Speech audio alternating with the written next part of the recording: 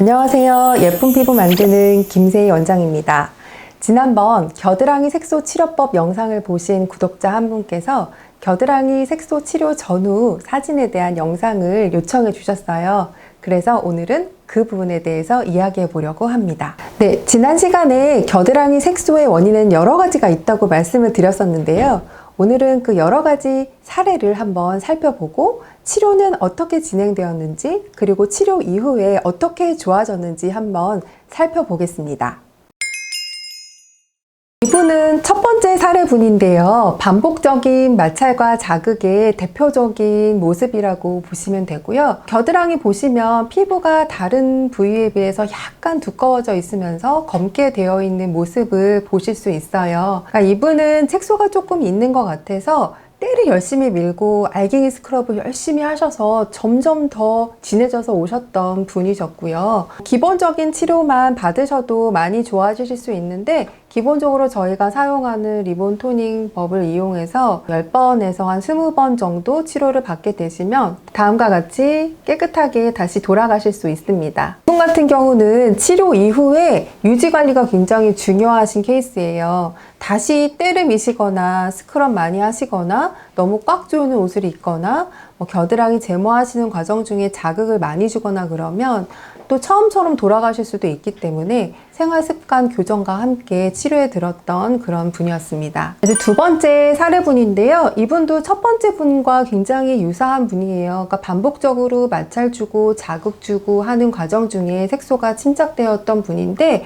이분 같은 경우에는 사진을 보시면 왼쪽에 털이 듬성듬성하게 까맣게 많이 자라나와 있는 것을 보실 수가 있는데, 제모하시거나 하는 과정 중에서도 피부에 손상이 가고 그로 인해서 마찰과 자극 많이 받으실 수 있어요. 그래서 이분 같은 경우에는 겨드랑이 제모와 색소 시술을 동시에 진행을 해서 다음과 같이 깨끗하게 만들어 드렸던 그런 케이스입니다.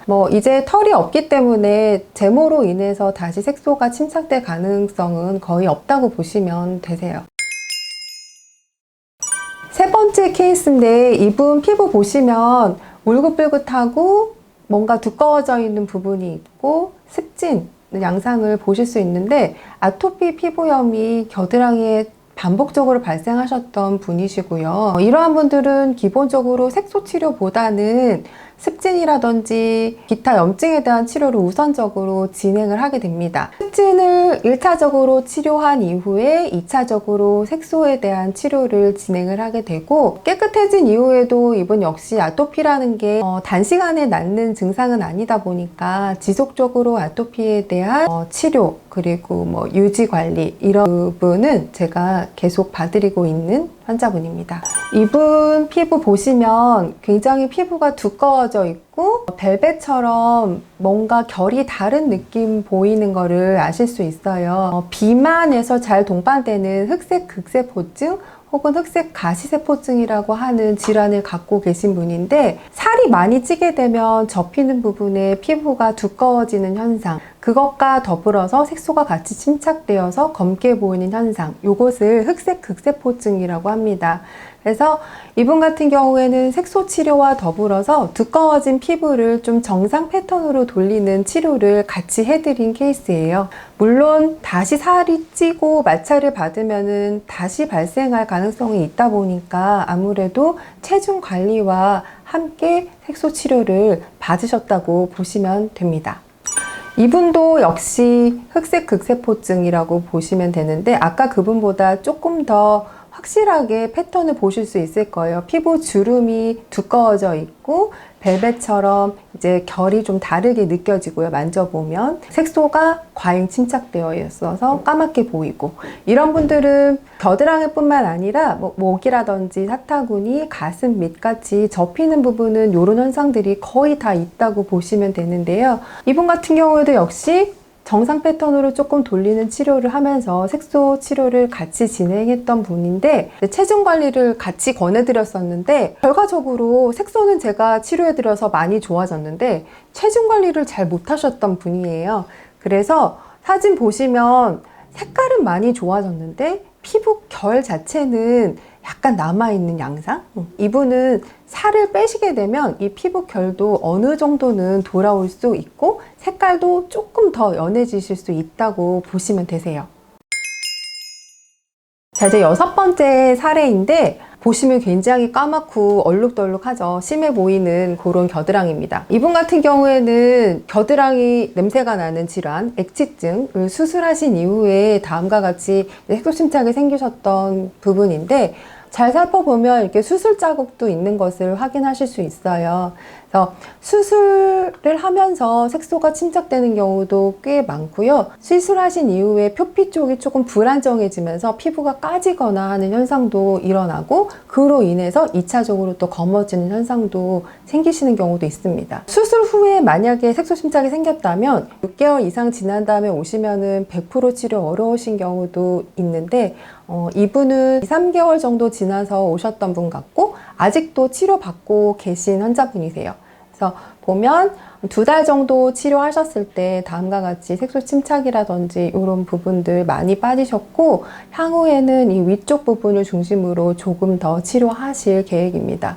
그래서 2, 3개월 내에 오셨으면 나중에는 100%까지도 치료하실 수 있는 부분이니까 만약에 수술 이후에 색소가 남으셨다면 조기 치료도 생각해 보시는 게 좋으실 것 같아요. 이분도 역시 액취증 수술하신 이후에 발생하신 케이스인데 보시면 피부 구축도 많이 발생을 했어요. 그래서 피부가 울퉁불퉁하고 뭔가 상처처럼 튀어나온 부분도 있는데 이분 같은 경우에는 색소 치료와 이제 흉터 치료를 같이 병행해서 치료해드린 케이스입니다. 이런 분들은 피부에 붉은기가 있기 때문에 혈관 레이저 치료와 색소에 대한 리본 토닝 레이저 그리고 흉터에 대한 치료 이 3가지를 병행해서 다음과 같이 깨끗하게 만들어 드렸던 케이스입니다. 또 수술 후에 발생하신 케이스인데 이분은 액취증이 아니고 다한증 수술 이후에 생기신 분이에요.